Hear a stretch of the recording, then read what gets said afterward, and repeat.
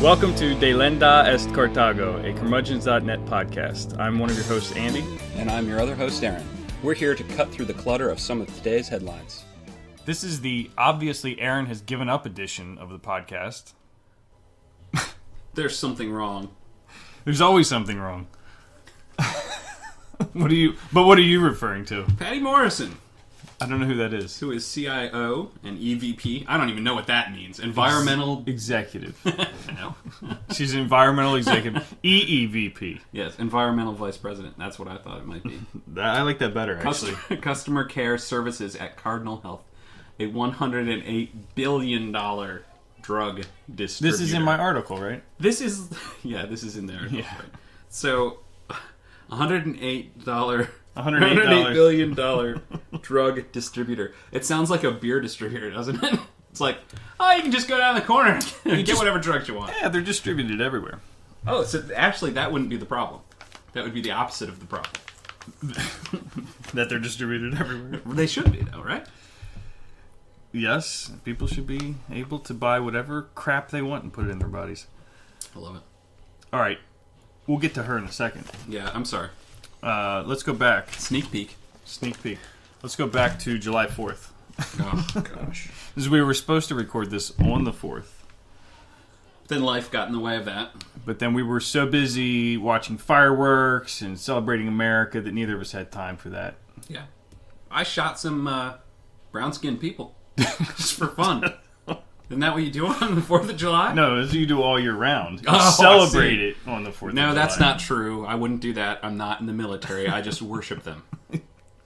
You worship the military. That's what you do on July 4th. Yeah, well, the military and the flag. The flag and the government. the government. And is there anything else? Apple pie. Apple pie and the flag. Yeah, I could Fireworks. I could almost get behind worshiping the apple pie. The apple pie. That's at least I'm better more than of the a other fan ones. of peach than apple. But apple is so benevolent. Just a giving fruit. Sure. Whatever you say. I don't want to talk about July 4th.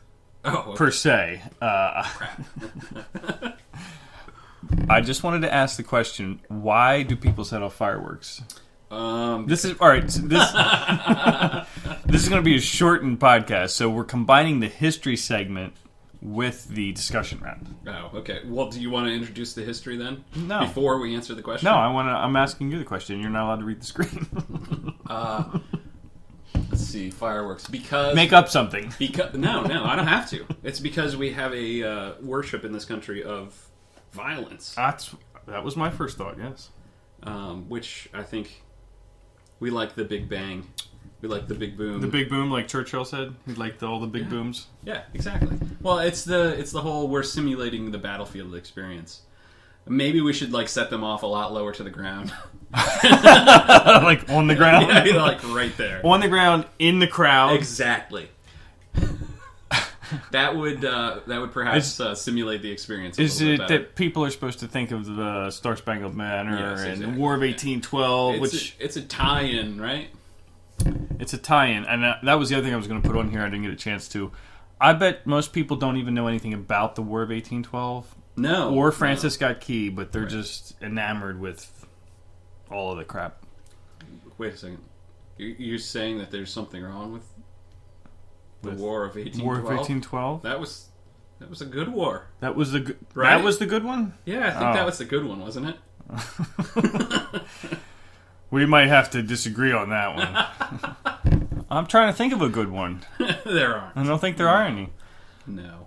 No, actually, one of the things I read about the War of 1812 said it was basically just to save face with England again. Yeah.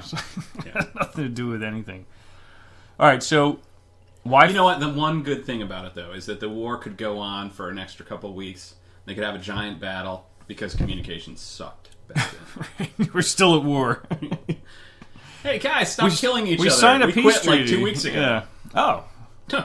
Sorry, bud. Well, that's another amazing part, right? Then they would just stop and get up and walk Yeah, across the battlefield and right. shake hands. How fake is this crap? It's ridiculous.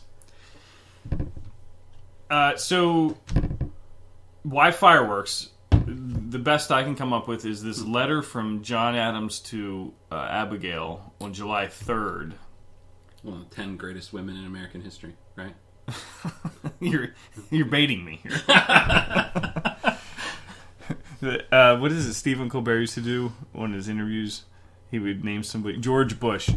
Great president or greatest president? And he wouldn't let them answer anything else. So, John Adams, great founding father or greatest founding Sam father? Adams. That's the only Sam one. Adams. That's the only one I endorse. There you go. So, John Adams wrote this letter to his wife on July 3rd. So, that'd be the day after the Continental... I have to pause. I'm sorry. Go ahead. We didn't cover something in that last little bit. Benjamin Franklin... Yes. Is a great illustration of how the founding fathers are no different than the Republicans and Democrats now. Like, 1 minute Benjamin Franklin saying all these great things, and then like half of his other statements are like, I'm going to crap out my face. I was writing this blog post that WordPress or the NSA ate half of. And so I was reading part of Murray Rothbard's Conceived in Liberty, and that chapter, he starts off by saying, Ben Franklin, the most overrated person of the entire revolution. Right. He's like, I have no idea how this guy got into any history at all. The only thing Okay, here are Benjamin Franklin's goals for life. Be cheap, and go to France and get laid. Yes, pretty much. I can't figure out anything on everyone else's dime. Yeah, well, right. So Adams wrote this letter to Abigail on the 3rd. The Congress had already voted to approve the Declaration. Was not written yet, right? On the 2nd. You say that. There we do have a disagreement. I actually like the Declaration. All right, we'll get back. Say it as a pejorative. Yes, I do. We'll get back to that. So then on the 3rd he wrote this letter. The 4th they would come back and have the actual document from Jefferson. So it says... Wait, from Jefferson? Yeah. You think he wrote it? He actually took the pen and wrote the words. Oh, okay. All right, okay, good. Because didn't John Locke really write it? John Locke and somebody else. Yeah. So it says, I am apt to believe that it will be celebrated, it being the Declaration or the Congress. I don't know which one he's talking about. It will be celebrated by succeeding generations. Am I too cynical? As the great anniversary festival. Now, let me just pause here. That's only Andrew the first... Clark. Cynic? or greatest cynic. I'll take the latter. That's just the first sentence, and I'll read the rest. But how... Is it arrogant? You imagine if like a bunch of us got together and we're like... We're going to do this thing, and it's going to be great. And then I wrote a letter saying, I think people are going to celebrate us for the rest of eternity. So if you look closely enough, I'm sure you can find some document that the Confederate States Congress, some congressman wrote to his wife, this day will be known as... seceded. Yeah. It'll be a photocopy of this. You're probably right. He just crossed out a few words and put it in. He's like, I read this letter from Adams a few years ago. I should send this crap to my wife. All right, it goes on. It ought to be commemorated as the Day of Deliverance, capitalized, by solemn, capitalized acts of devotion to God Almighty. It sought to be solemnized with pomp and parade, with shows, games, sports, guns, bells, bonfires, and illuminations from one end of this continent to the other, from this time forward forevermore. Oh, right. I just want to say, pomp and parade... Shoes, games, sports, guns, bells, bonfires, and illuminations. Most of those things are also now illegal. Is that shoes as in... I think it's horseshoes. It's horseshoes. Right? Yeah. Shoes? I think it's supposed to be shows, I think it's shows, games, sports. Well, all of these things are under the authority of the federal government at this point, right? Well, that's They're true. They're all regulated and controlled. Bells. Yeah, No, you can buy a bell. I don't know. Is it now the... what is it? The BATFEB? They're also in control of bells. Bells, yep. And bonfires. They just put the B on there. Bells, bonfires, beauty contestants. I hadn't thought about that, but you're right. If we people go through named this, Bartholomew. the B is like universal. Yeah, the B is universal.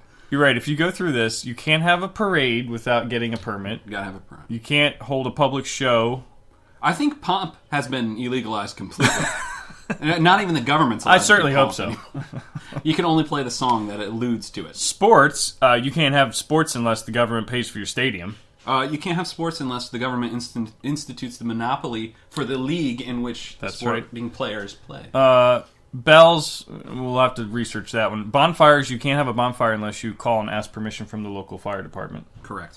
And you certainly can't buy a gun without the government's permission. Right. And you definitely can't even buy fireworks in certain states. I don't know about the illumination. That might be okay. That's the fireworks. Well, I know it's fireworks, but you can actually illuminate things like the American flag. So you could... Actually, it's against the law not to illuminate the American flag. That's only in a rainstorm. No. On Tuesday. No. It has to be lit all the time when it's dark. Really? Yes. Oh, well, yeah, when it's dark. Well, Why would you not illuminate a flag? Andrew. Otherwise, I got to go outside and take it down every day. My gosh. And we all know Americans are too lazy for that. That's a little ridiculous. It's too much work. Oh, man. All right, I'm done with John Adams. There's your history segment for this week. You still haven't said why we celebrate the 4th with fireworks. Because John Adams wanted us to forevermore, so we could celebrate him and his compadres declaring independence. Now I want to know if there's like a presidential order. Oh, that it must. You must John have. Adams. He just he took a photocopy of this letter, and he's just like, I signed my name as president. Once he got the presidency, he's like, all right, executive order. Here you go. Do this. So my wife thought it was a good idea. Did you watch the HBO series, John Adams? No, I have not seen it. It seemed like a gigantic waste of time. It's really good as far as HBO series go, really well acted. Paul Giamatti, all that. But I'm watching the thing going, my gosh, this guy is such a jerk. Anyway. Again.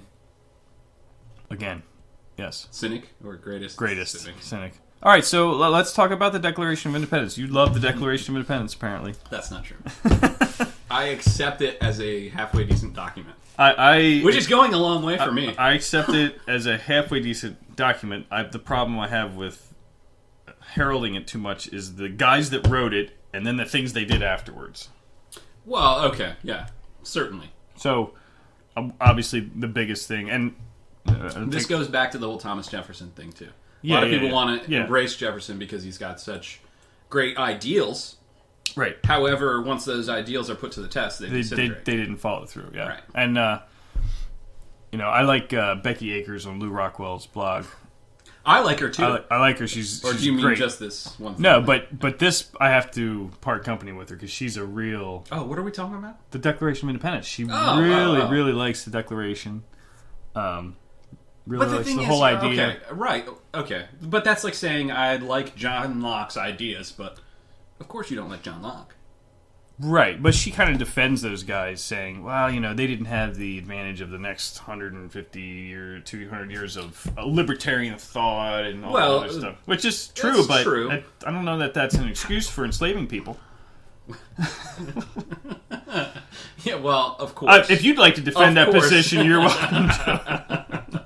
I do on a regular basis. However, in my non-day job... No. Where is it that you work again? no comment.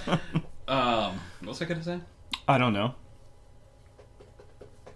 Oh, not only do they not have the benefit of the additional literature, they also do not have the benefit... Well, I should say, they come from a detriment. Having been, 5 months before, they were all loyal subjects of a absolute monarch. Well, that's not true. Not in England, but... Certainly, it was not long from absolute monarchy, which you would think would be that was the fluttering flame of freedom at the time. Well, I don't know. I think that since you've gone there, we'll continue down this path. This was the gist of my July 4th post. So these guys of the Second Continental Congress are the same guys from the First Continental Congress, or the same guys from the previous 3 Congresses. And where did they come from? What do you mean, where did they come from? How did they get to be the guys to go to this meeting in Philadelphia? They had opinions. They had opinions, and they were also appointed by... Where did you... Where did this podcast come from, Andy? Because honestly, when it comes down to it, the authority level is about the same between the Second Continental Congress and this podcast. That is one of my points exactly. No authority at all. Well, yeah. And every revolution is fought with what? 8% of the population or less? All right, that's fine. So no authority. I'm okay with that part. Okay. I like that part, actually. Oh, keep going. I know you have an argument here somewhere that's valid. I do have an argument. So these guys came from the colonial assemblies of each colony. They were appointed by those assemblies, yes, who in themselves were already levying and collecting taxes of the people in their colonies. Correct. You act like taxation's a bad thing. Oh, I'm sorry. Great cynic or greatest cynic? Well, the problem is that you and I tend to... okay, I had a debate recently with a cousin of mine talking about the idea of getting back to a localized government. And I was told that this was the best option we have. And once we get everything back to a local government, we'll be A-okay. Then we're good. And you and I, of course... the individual is the only person who can tax themselves in a legitimate manner. Yes. I do it with my tithe. I do it with various other decisions I make on what I'm going to do. Mm-hmm. However, what was it? The Gallup poll said yesterday or 2 days ago, 85% of Americans are, while disappointed with Congress, proud to be Americans. Proud to be American. I find it so ironic that it's 15% of us support Congress, and 85% of us are still proud to be American. How? I need another Venn diagram. So maybe it's that those of us who aren't proud to be Americans actually approve of. I can't figure out the percentage. I don't think they overlap. But yeah, essentially, to get back to the point, you are correct in that taxation is ridiculous. But again, we go back to how ridiculous were the schemes of taxation before? Before what? Before the American Revolution. What were taxes like? I honestly don't know the answer. What were they like? They were like nothing. They were like nothing. But where were they like nothing? In England, they were like nothing? No, like in the colonies, they were like nothing. In the colonies, right. Well, that was the big disturbance, right? So... I think my bigger point is these guys were already part of a political machine. Yes, that's true. Right? Yeah, I can't and argue against that. You know, then they write this document or, you know, transcribe the document. Whatever the case may be. With a lot of good ideas, like you said.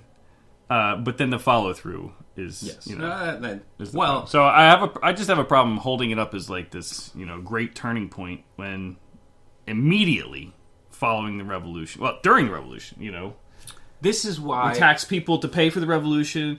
We tax people afterward to pay the debt from the revolution. Yeah. Okay. All right. I'm with you in as much as you've said. Again, I still go back to the ideas are good. It's a solid document standing on its own. If it was, if you don't consider everything surrounding. If there was no one, if you didn't know anything else. But this is why the original Declaration of Independence for Ireland is so key and so much better than our declaration, because they actually did acknowledge why they were doing it, what they wanted to do, and they even knew right then and said, honestly, we want your help. Yeah. Through money, guns, and everything else. Give us money. Honesty, as opposed to, you know, we're going to give you freedom. Yes. No, we're going to give you another government, but it's going to suck a lot less. It's going to suck less. That would have been the greatest document. Right. Well, right. Yeah. There you go. All right. Well, why did I see my name with a question mark? I was going to have you do something here, but that's not going to happen. It didn't happen. This week. Oh, wait, it didn't happen. You didn't even look at this document. I did not. That's terrible. Complete fail on my part. I apologize. That's all right. This was a pretty good history segment. I liked it. So, it's always better when we So argue. Send us your hate mail about why we don't like the Declaration, or do like parts of it and don't like others. Yes. We need more trolls. This is a call for trolls. I was trolled 3 times this week. There have been so many people. You were trolled 3 times this week? Trolled 3 times this week by people that have followed our blog, and then when I go read what they wrote, I don't know why they followed our blog. Well, okay, that's not. It's not trolling until they start posting inane comments on the blog. That's what I want. I disagree. I disagree. Just the very, when I click on the first thing that you wrote and it's the opposite of what we're writing. Maybe they're having a turning point in their life. Maybe curmudgeons.net is turning them. Sure. Toward true liberty. All right.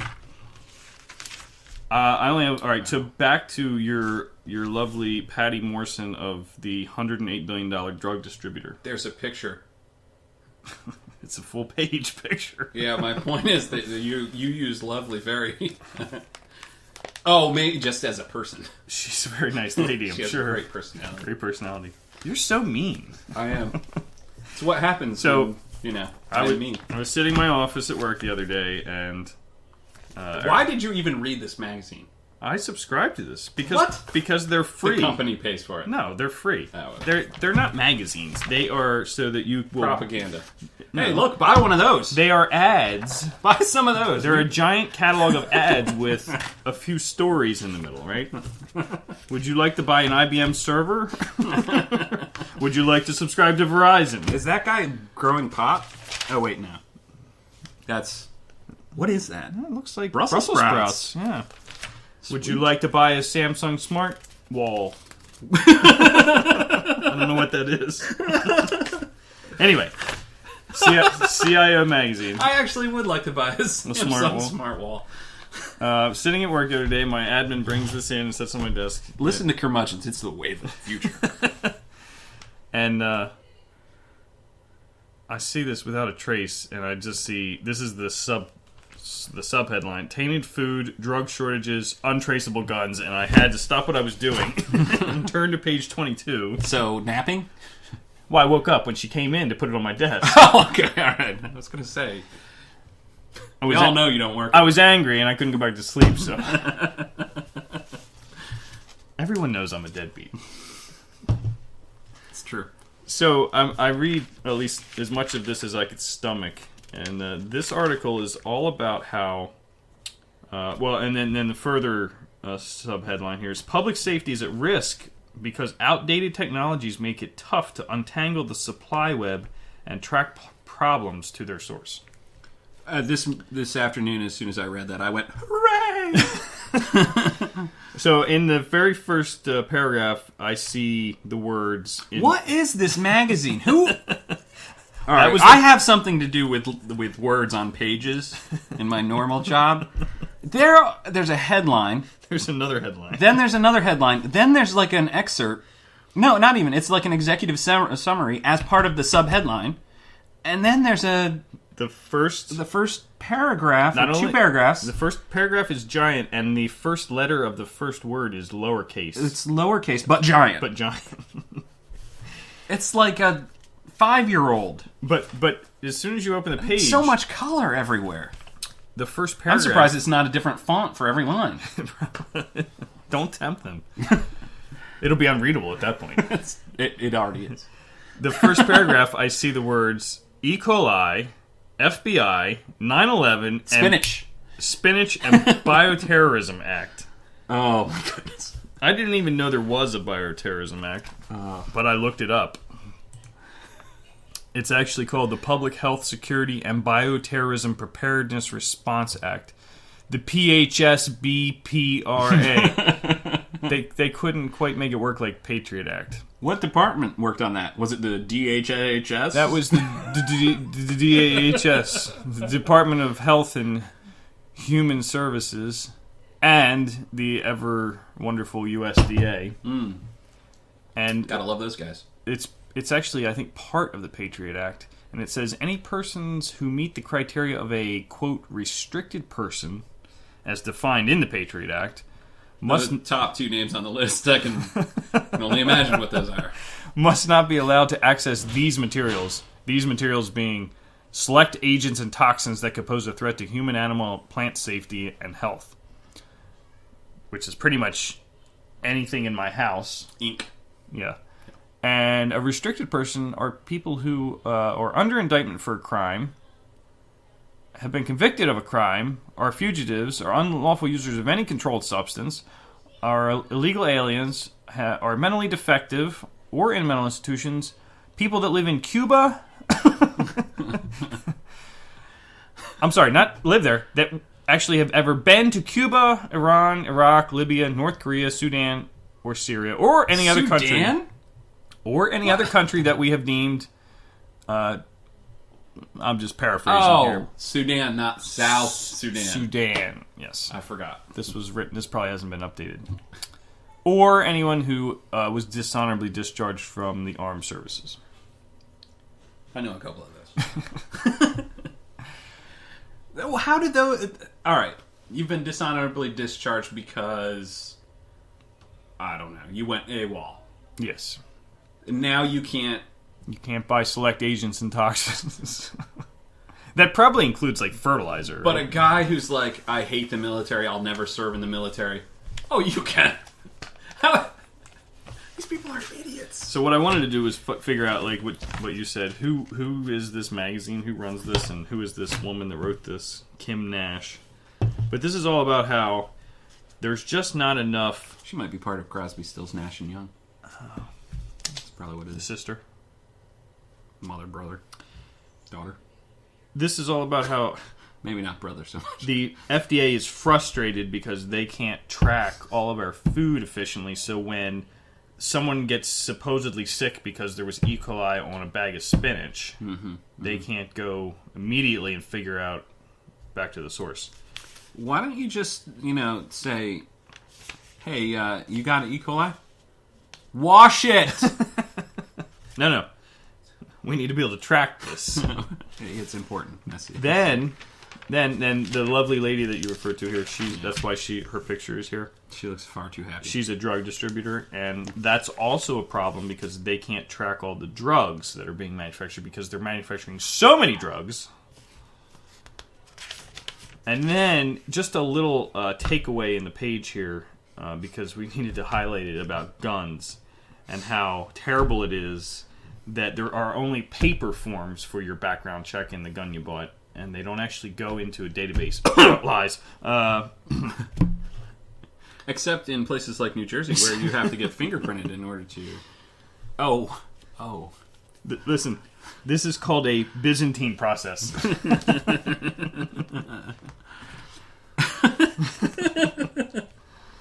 Now there's an empire I could get behind. This woman is lamenting the fact of how easy it is to buy a gun, because you only have to go and sign your life away and give all your information and have a good background check. Yeah. I'm convinced that we should all just buy whatever guns we can buy and then sell to each other constantly to make a never-ending amount of work for any investigator. So it's just paperwork, like... Well, it's just willingly go and do all the transfer stuff, just so it takes forever then to figure out where did this gun go. Let's make it harder. Then they'll need more money. Always. There was a good TED Talk. I think I saw it about a year ago. Wow, that's interesting. Yeah, there's a few. The ones that are mostly scientific are usually... Yes, that's true. The political one's not as good, but this one was semi-political. This guy got on the FBI watch list or something, and they were trailing him all the time and harassing him for like years on end, and so he decided he would just... And they were always asking him the same questions, like, where were you on this day? And what were you doing on this day? And he's like, I don't know, it was like 5 years ago. How am I supposed to know? So he started like live blogging his whole life, and he gave the FBI the link to his website, and he would literally upload a picture of like everything he did, like his breakfast cereal that day, and it would timestamp the location and the time, and it was just like terabytes of data, and he would just say whenever they would come, be like, did you check the website, because it's on there wherever I was, I think But again, this was actually an argument I had last week. That's the same idea of, I've done nothing wrong. It is. It really is. And it really drives me nuts. This is not our argument. It's funny in that, he's messing with him, but the argument should be, it's not your business where I was 5 years ago. Do you have evidence of a crime? I think the interesting part about this article in CIO magazine is that, so CIOs, you would think like, these things should apply to like, in general, to information technology people. This has nothing to do with anyone except for people that are closely associated with the FDA and people that are closely associated with the FDA, and people that are closely associated with the ATF. Right, so... There's like 5 people that would read this article and go, Wait. Are you sure about that, though? At this very level... soon, now that we're going to be giving... how many tuition, reimbursements, and everything else if you work for a government agency and all this other stuff. It's true. Suddenly all your CIOs will be working for the government. Wow, that's true. So maybe this has more merit than I'm giving it credit for? It's prescient, I would say. This is the level of quality you get in CIO magazine. I guess you get what you pay for. Yeah, it's free. It's free. All right. That's all I had for today. Yeah. That's way more than I had for today. So, well, then I think we're good. Thank you for listening. You can find us at our website, curmudgeons.net, and on Facebook and Twitter, both at /curmudgeonsnet. Drop us a note with suggestions, links, or show ideas, and remember to share the podcast with your friends. We'll be back in 2 weeks. Maybe. When the FDA starts injecting spinach with biochemical trace agents, we'll just switch to collards. Until then, spit on your hands and hoist the black flag.